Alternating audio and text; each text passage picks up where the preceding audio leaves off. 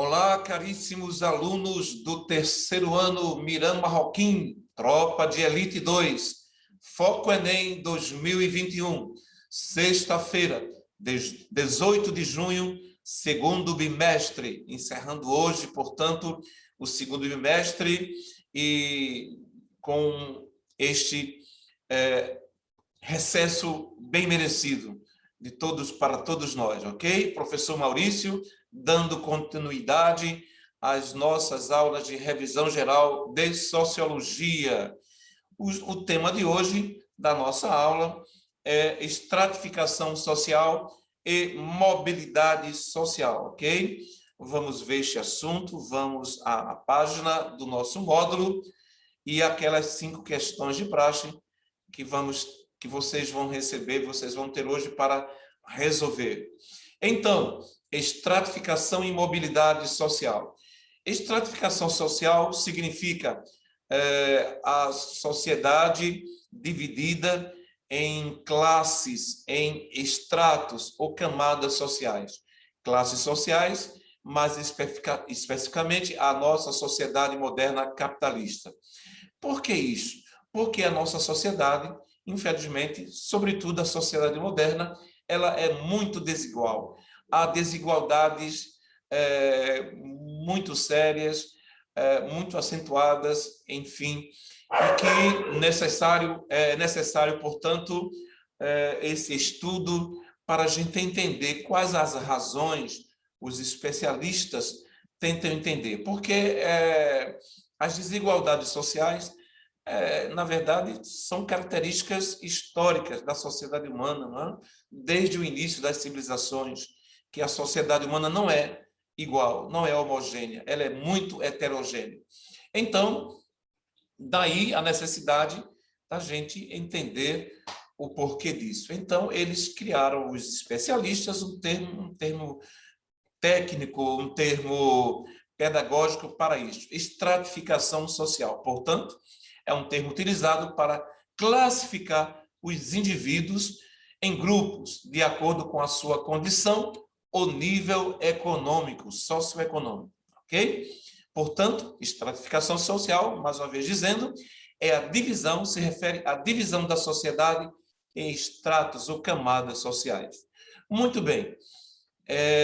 Os tipos de estratificação social são 3 tipos específicos de estratificação social: estratificação econômica, estratificação política e estratificação profissional. A estratificação econômica se baseia na condição material, claro, na posse de bens e riquezas do indivíduo. A estratificação política se fundamenta, é baseada nas relações de poder daqueles que exercem funções de comando na sociedade. E o terceiro tipo de estratificação social, a estratificação profissional, baseada nos diferentes graus de valorização das profissões. Geralmente, as profissões que requerem alto nível de escolaridade, de aprendizagem, né, alto nível teórico, são, claro, bem mais valorizadas em nossa sociedade, como, por exemplo, médicos, advogados, engenheiros, juízes, enfim, desembargadores, ok? No entanto, o pedreiro, o pintor, o carpinteiro, o gari, a doméstica, não são tratados com o devido valor pela nossa sociedade. Infelizmente, não. Então, existe, portanto, esse tipo de estratificação social, esse tipo de distinção socioeconômica, ok? Para isso, também, os especialistas, eles lançam mão de um gráfico, de uma pirâmide chamada pirâmide social, a pirâmide da nossa sociedade, dividida em classes. Aí está classe baixa, média e classe alta, ok?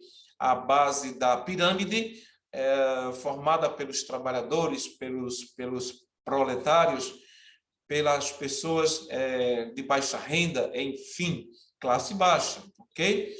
A média e a alta está aqui. É, na verdade, uma espécie de hierarquia social.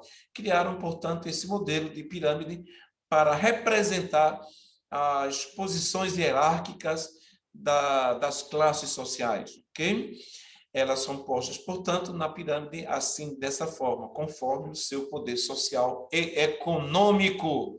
Aqui está a pirâmide mais detalhada, não é? A pirâmide social brasileira, está aqui. As classes mais, uma pirâmide bem mais descritiva, ok? Muito bem. Exemplos de estratificação social, sistema de castas, são os principais exemplos de estratificação social. Sistema de castas, ok? Ele predomina exatamente nas sociedades lá do Oriente, sobretudo na China e em alguns países árabes, ok? O sistema de castas é um sistema muito fechado também, baseado na hereditariedade, na família em que o indivíduo nasceu. Ele não tem, portanto, mesmo capacitado, mesmo com toda a sua inteligência, mesmo empreendedor, mesmo com todos os esforços, mas o sujeito não consegue conquistar uma posição social mais elevada, uma ascensão social, porque não lhe é permitido, ele não tem, portanto, esse direito nestas sociedades, nesses sistemas de castas, ok? Ele carregará pelo resto de sua vida o status social que herdou. Não há, portanto, mobilidade social no sistema de castas. Aqui está uma descrição, portanto, da sociedade indiana, ok? O segundo modelo é o da escravidão, terrível, né? A escravidão é um sistema fechado que não ofereceu oportunidades para o indivíduo, claro, mudar de posição social. É um modelo econômico dos mais antigos e um dos mais cruéis e desumanos da história, ok? É claro, esse modelo, graças a Deus, foi destituído, foi extinguido com a luta as lutas, né, no mundo todo pela libertação, pela liberdade dos povos, pelos direitos, né, humanos de todos, sobretudo dos povos afrodescendentes, ok? Mas, infelizmente, meus caros, ainda temos escravidão. E aqui no Brasil, mesmo ilegal, mesmo sendo um crime aos olhos da lei, a escravidão ainda existe no mundo e no Brasil. Milhares de pessoas vivendo nessa condição, homens, mulheres e crianças, longe de suas casas, de suas famílias.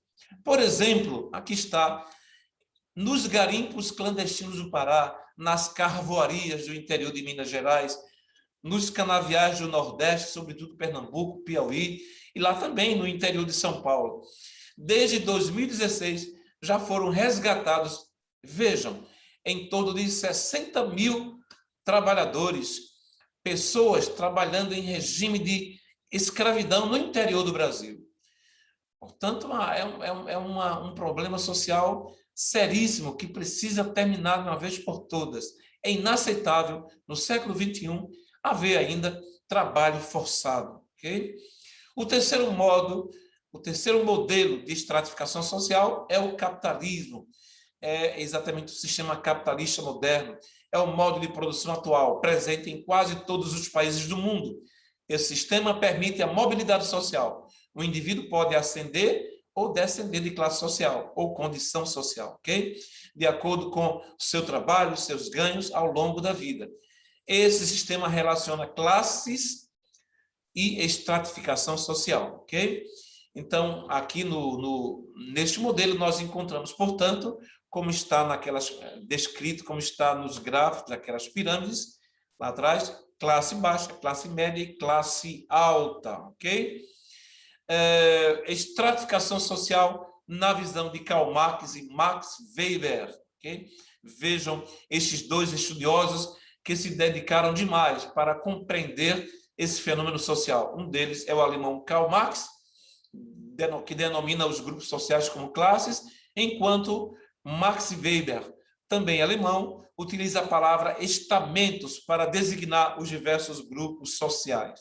Ok? Leiam com mais profundidade estes temas, ok? Estes itens desse tema estratificação social. E, enfim, as nossas questões de hoje. A questão 16, dando continuidade. De acordo com a tese de Karl Marx, a desigualdade social se explica. Aqui estão as alternativas, meus caros. Leiam com atenção. Não é? A questão 17, em relação ao sistema de castas de uma sociedade, assinale a alternativa correta. Lembram do que eu expliquei sobre o sistema de castas, ok? Aqui estão as alternativas. Questão 18. Para Karl Marx, o capital era o principal ponto a ser considerado e profundamente estudado para que fosse possível entendermos as mudanças sociais que surgem em um dado momento. Entende-se, portanto, por capital, na visão de Karl Marx, o que se entende por capital? Aqui estão estas 5 pequenas alternativas, tá? Uma é verdadeira somente. Ok, questão 19. Leia com atenção. Os homens fazem sua própria história, mas não a fazem como querem.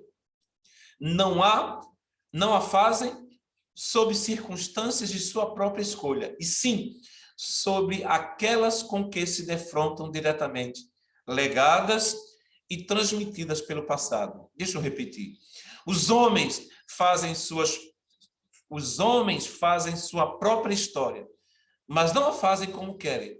Não a fazem sob circunstâncias de sua própria escolha, de sua própria opção, e sim sob aquelas com que se defrontam diretamente, legadas e transmitidas pelo passado.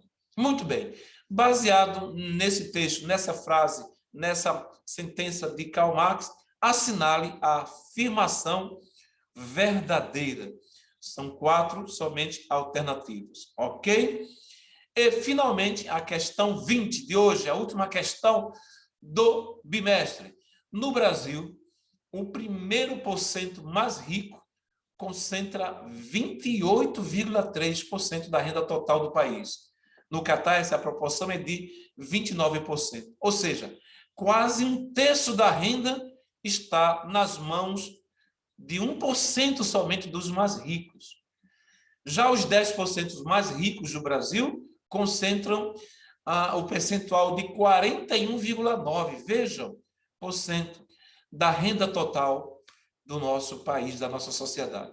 Bom, conforme esse infógrafo elaborado em dezembro de 2019, aqui está ele, vejam o ranking de concentração de renda do país. É absurdo.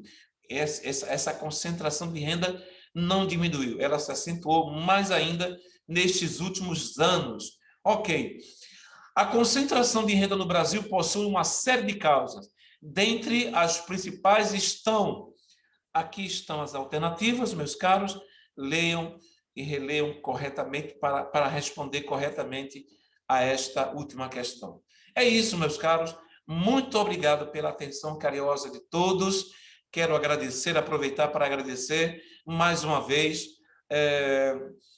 as mensagens de apreço, de apoio de todos aqueles que me mandam pelo YouTube a sua mensagem carinhosa, ok? Deus abençoe a todos e fiquem com Deus. Bom recesso e bom trabalho. Respondam corretamente. Antes de sair do recesso, respondam logo para descansarem, ok? Obrigado pela atenção de todos. Até a próxima.